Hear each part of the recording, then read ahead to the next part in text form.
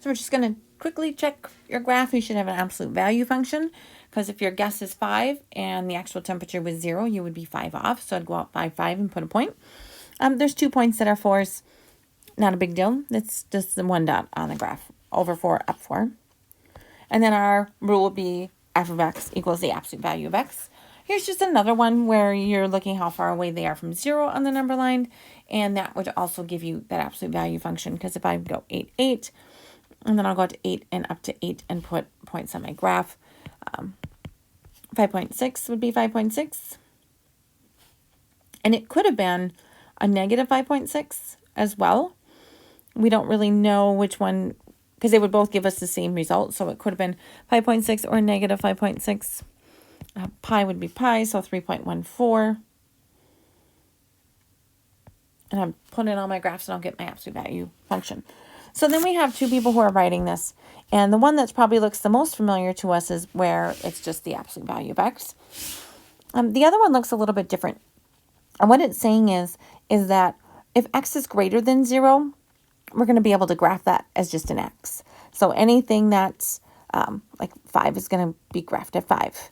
But the bottom part says if x is less than 0, so if I have like a negative 5, I need to multiply that by a negative 1 so that I'm going to graph that as a 5. Because we know that's what the absolute value function does, is it takes something and makes it positive.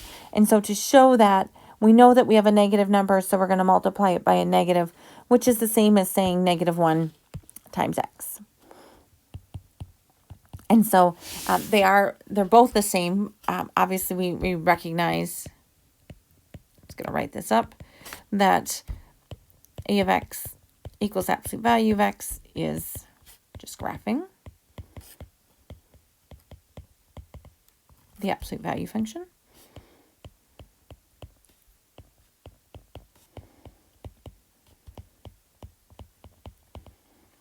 And then the other graph, again, is called a piecewise function, so it's in 2 parts. And that when x is greater than 0, just graph the value. And when x is less than 0, you need to multiply it, then graph. And I'm just going to put this in a different color. This makes it positive. And we're going to see more with piecewise functions, and we've seen a little bit with them, but that's just kind of how they look. We're able to say, here's what our input values look like on each piece. Last class you did patterns with this. So if I'm looking at this -3 in here, remember that's going to move our graph right 3. And it doesn't change the shape of our graph. So if I look at all of our absolute value functions, this is the one that's going to move it right 3, because notice our pieces here are going up by 3. And then you're going to go ahead and you're going to match your other graph. So kind of looking at, for example, this one's going to move it down 6. Nothing else has changed, so that's going to be A.